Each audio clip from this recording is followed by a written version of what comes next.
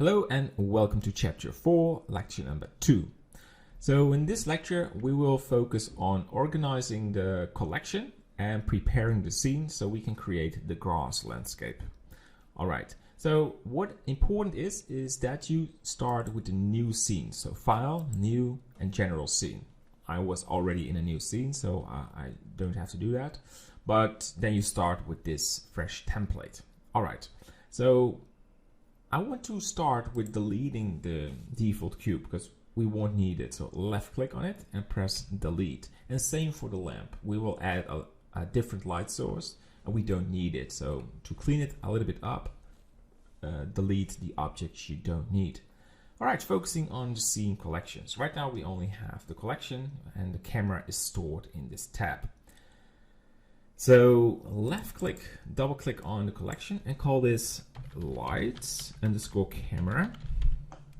And we continue with adding extra collections. So I want one for the buildings. And I want one for the terrain. And a nature collection. This is very important you start with this, otherwise you get lost with searching for your objects. Very important. Double click on collection number 5 and I want one more for atmosphere. Right, so we have 1, 2, 3, 4, 5 collections and the camera is already in the right place.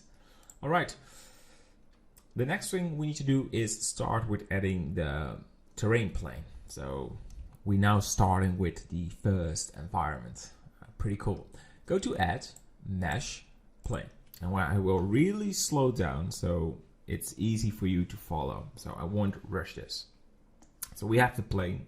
We press 7 on the numpad and we go to, we press N to check the scaling. We have this plane is 2 meters by 2 meters. And I want a terrain plane of 200 meters. So we need to scale this. So you probably know that scaling in object mode is not the right way to go. So we press tab, but then we lose the display for the scaling.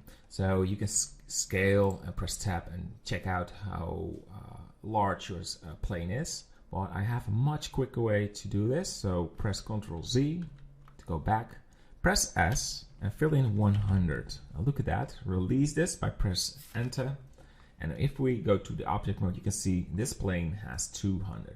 So it's divided by 100. Good. So this is your terrain. So we have to name this. Left click on plane and call this terrain. And let's add a material as well. So click new and rain and call it mud. Terrain mud, because this will be a muddy terrain floor. And to recognize this plane as mud terrain, we want to give this a specific color. You don't change this in the material settings, because there we're going to add an image. But for the viewport, you can pick a color. Default, this is the white color, and we want a sort of a brownish color, something like this. So now you recognize it. And when we add the water, we will make this blue. So you know exactly what kind, and you don't need to check the naming.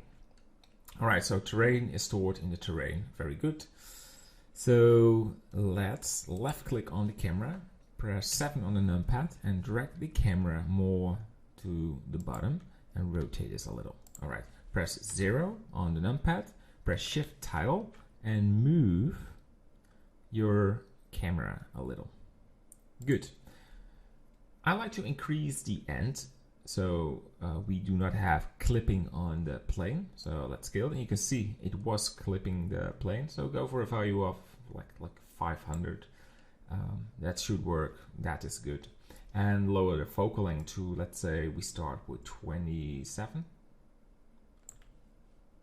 27, not 27.2. Oh, 27. That's weird. All right. I even think we go to 30, but we just want to have a sort of overview of the plane. Shift, move it, and turn it a little bit more to the bottom. Right, so it looks good to me. the final step in this lecture is add some extra detail on the plane.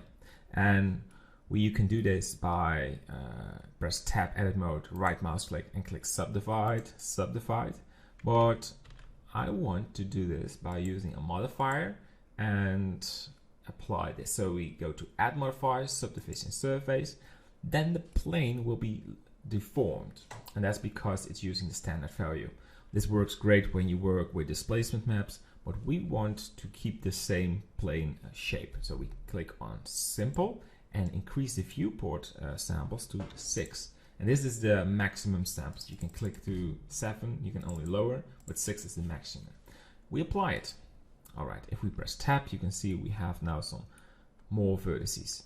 But we want more to add shapes on the terrain in the next lecture. And if we do this in with this amount of detail, we press O for proportional editing and we scale this.